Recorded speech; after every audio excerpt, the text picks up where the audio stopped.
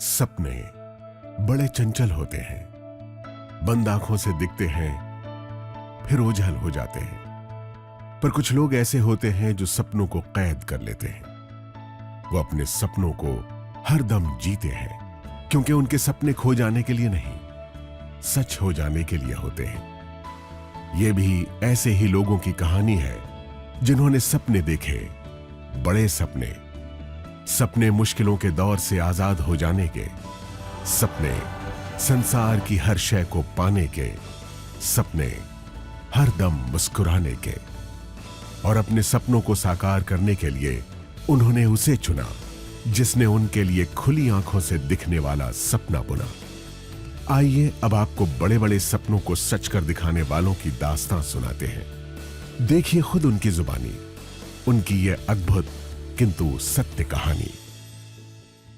वो बहुत सारी लिमिटेशन, सिर पे घूंघट था, मुझे एक भाषा सिर्फ हिंदी आती थी।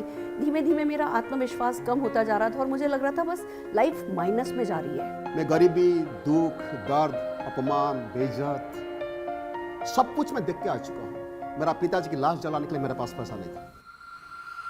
जॉब के साथ इतनी सेटिस्फैक्शन नहीं थी क्योंकि बहुत कम time I was able to spend at home. कि 2 टाइम खाने का भी चैलेंजेस होता है, उस पोजीशन के अंदर मेरी लाइफ चल रही थी। बहुत सारे बिजनेसेस ट्राई किए, होम अप्लायंसेस का बिजनेस किया अपने फादर के साथ, गारमेंट्स का बिजनेस किया, गारमेंट्स मैन्युफैक्चरिंग का बिजनेस किया। और जब कुछ नहीं था तो एक दुकान खोल के बैठ गए। फादर ने कहा कि बस और कुछ नहीं है, दुकानदारी करो। My father was a BD worker and they're having 7 children. Then of course you can understand the limitations of my dreams. बहुत पैसे थे हमारे घर में, गाड़ियाँ थी, बंगलो थे, लेकिन मेरे पास मेरी अपनी इंडिपेंडेंस नहीं थी, अपनी आज़ादी नहीं थी अपने सपनों को जीने की। लगभग 22 लाख की नुकसानी करके बैठा था, खाने के वांदे थे एक्चुअली। और उसी वक्त मेरी लाइफ में मैं समझता था कि this is not our cup of T.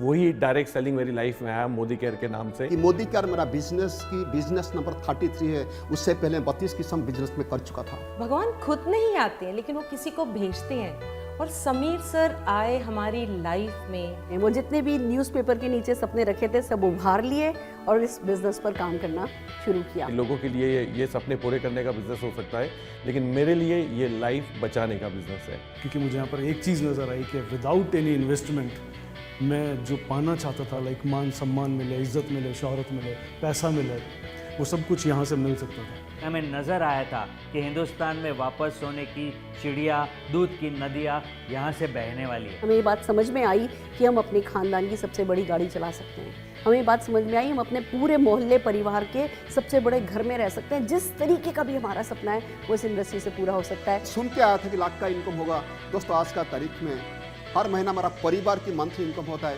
30 to 40 lakh rupees. A son of BD worker, now he's paying around 4 to 5 lakhs as GST every month. और 8 साल के अंदर लगभग more than 10 करोड़ रुपीस में अर्न कर चुका हूँ। We bought our new house, a beautiful house in the heart of Bangalore city. वो सुरेखा भार्गव जो कभी माउंट आबू भी नहीं गई थी, आज 50 से ज़्यादा फॉरेन ट्रिप एंजॉय कर चुकी हूँ। बड़ी बड़ी गाड़ियाँ, 3 मर्सिडीज खरीद चुकी हूँ, बेटे को एक वॉल्वो गिफ्ट कर चुकी हूँ। Now I have just bought my brand new range rover villa. इस बात की खुशी है कि मैं हमेशा मेरे पेरेंट्स के साथ और बच्चे के साथ समय बिता पाया हूँ। I am living a great life.